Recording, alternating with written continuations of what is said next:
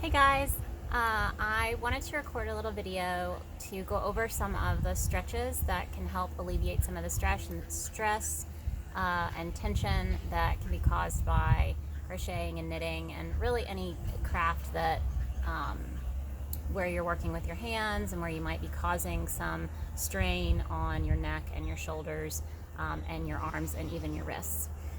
So we're going to start from the top down. We're just going over upper body, easy, simple stretches. None of this should be painful. If it is, it's not recommended to do it. And you should listen to your body and just kind of let yourself decide what works for you and what feels right and maybe what doesn't. So for the neck, for me, some of the stretches that I do most often are just going to be some of the easy movements. So the first one would be just taking your head over to one side, so ear towards your shoulder. And I try not to force it, so I don't usually use my hand. I usually just let it rest. And then from here, I would take it over to the other side. Now, when you're in this position, you can tilt your chin slightly up, and then you can tilt it slightly down. And this is going to hit some of those different muscles in your neck. So lift up nice and slow. From here, you can take your chin down to your chest.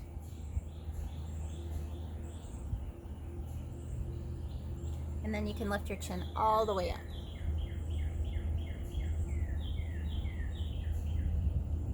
Bring it down nice and slow.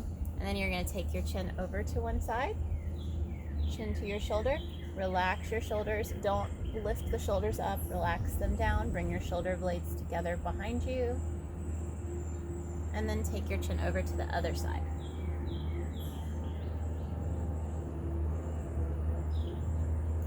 From here, same thing as before. You can actually bring your chin down slightly, or you can slightly lift it up.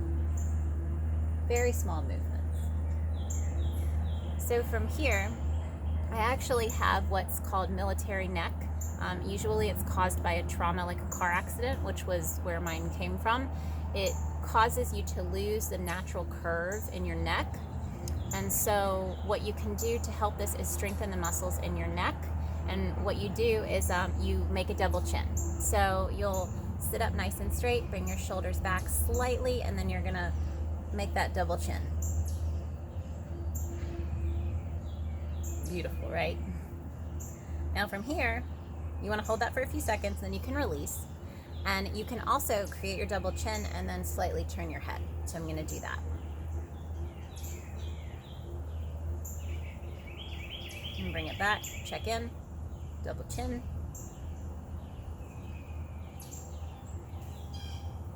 And back to the front. Another thing you can do for your neck is half rolls. You don't want to roll all the way around. That can cause just some issues in your neck here and it probably won't feel very good. So instead, you can take your chin ear to your shoulder, and then very slowly, you can start to roll your head all the way to the other side. And then pause, and then you can roll it back. Nice and slow. Very nice. So from here, we would move on to our shoulders. For shoulders, you're really working mobility as well as flexibility. So with mobility, you can do simple things like shoulder rolls here. And you can take it the other direction.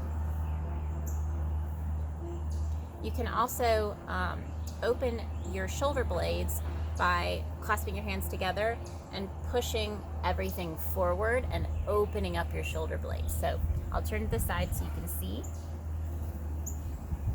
From here, I'm going to clasp my hands together, push them forward, and then push myself back. So I'm arching my back the opposite way, creating a C. And then from here, you can interlock your hands behind you and you can open up your chest.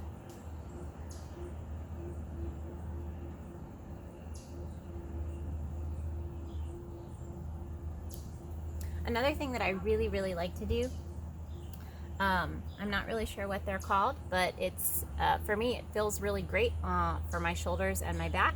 So I'll start with my hands over my head, and then I'm gonna open them up and come down, bringing my shoulder blades together all the way down.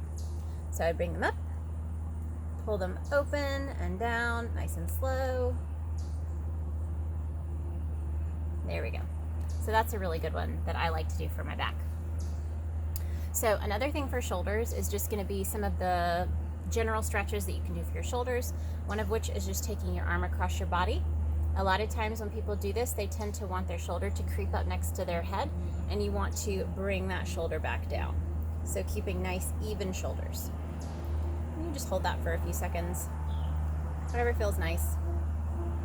Then you do the same thing on the other side. Again, watching the shoulder, don't let it creep up, bring it down.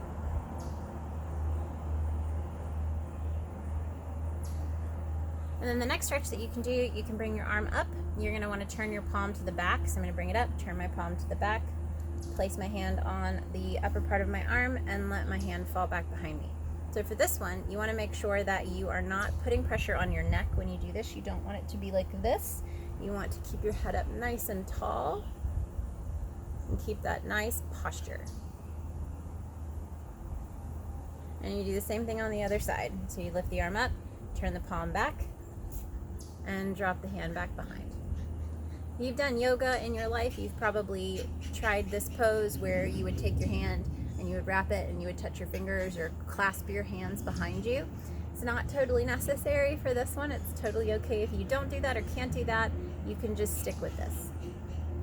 And usually my hand is resting back here on my shoulder blade, my other shoulder blade. Awesome. So then you just want, get some movement and, relax. Another thing you can do for your shoulders, you can lift your shoulders up, and then you can bring your shoulders down and lift the crown of your head up. So you're really lengthening this whole part of your body. And I can do it again. So I'll bring them up and drop them down. And then when you're seated, so this could be in a chair, it could be on the floor, you can also place one hand on the ground behind you and just reach up and over. So this is just gonna lengthen your body a little bit and open up the side of your body. So I do the same thing, place my hand over, and then I'm just gonna reach up and over and just feel a stretch in the side of my body. That's really nice. So moving on to our wrists and our fingers. There are a few great exercises. They're super simple, great stretches that you can do for your wrists. Usually when I'm warming my wrists up, I'll just interlace my fingers and gently roll my hands out, which just feels kind of cool anyway. And then you can give them a little shake. And then from here, you can place your palm out, straighten your arm, and you can take your hand and pull back on your fingers, just enough to feel a stretch. Doesn't have to be super forceful. And then placing the palm down, pulling the whole hand towards you. You can also curl the fingers up and under. Just gonna give you a little bit more of stretch. And then you can do the same thing with the other hand. So I'm gonna place my arm out, palms down, pull the fingers back. And then palm down, pull the hand back, curl up the fingers.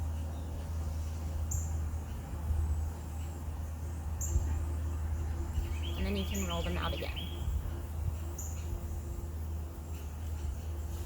You can also do this kneeling. So if you were to sit yourself up, you can place your palms face down on a mat or on the floor. There, you can see them now. And just put enough pressure on them to feel a little bit of a stretch. You don't want to put all of your weight on your hands. You can just put just enough, like I said, to feel a stretch there. And you can do the same thing with your palms up, and then you can actually move them forward until you feel a stretch.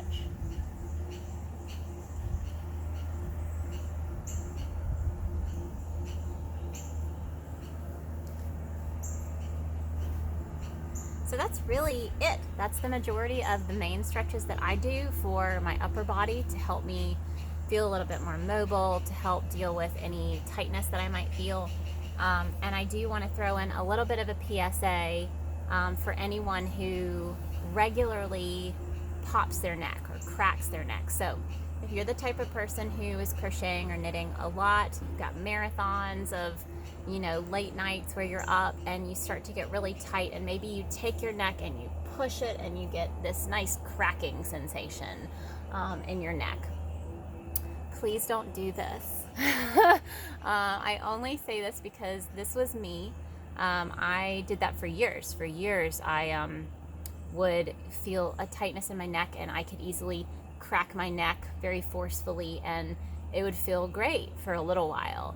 And it was a couple of years of that, to the point where all of a sudden, when I went to go crack my neck, it would be very painful and it wouldn't pop. So I went to visit a chiropractor, and they did an x-ray, and they said that I had created hypermobility in the joints in my spine and my neck. And hypermobility is usually the place where arthritis likes to thrive. And they found out that I had arthritis in my neck at 31 years old. And that has caused plenty of problems since then, realizing it's not reversible. But stretching is very helpful. Strengthening the muscles in my neck and shoulders is very helpful. But if you are like that, if you are popping your neck multiple times a day, consider not doing it, because I don't want anyone to go through the same thing that I've gone through with having this kind of chronic now pain in the neck. So stick with your stretching, stick with just getting up and moving around. You know, try not to go crazy. You know, if you're just moving your neck around and it pops naturally, that's not what I am talking about. I'm really talking about people who are forcefully taking their neck and turning it and causing it to crack. But I hope you find these stretches helpful. They're really helpful for me. I try to, you know, take plenty of breaks and listen to my body. I don't always, I'm not always perfect. It doesn't always happen that way, but it is helpful. It's important. Drink your water. You know, I posted that in the other post. Coffee doesn't count. I need to go get my water. But yeah, I hope you enjoyed this, and if you have questions, drop them in the comments. I will post this on IGTV, I'll post it on YouTube, and I'll post it on Facebook, so you guys can check it out no matter which platform you're on. If you would like to see more videos like this, let me know. I'm definitely trying to grow my YouTube channel, so you can check me out at youtube.com/pinksheepdesign, and you can subscribe if you want to. Let me know what kind of content you'd like to see. And as always, I'm at instagram.com/pinksheepdesign. And I appreciate you guys' support so much. And like I said, I hope you find this video helpful, and I hope you're having an awesome day, and I will talk to you soon. Bye guys.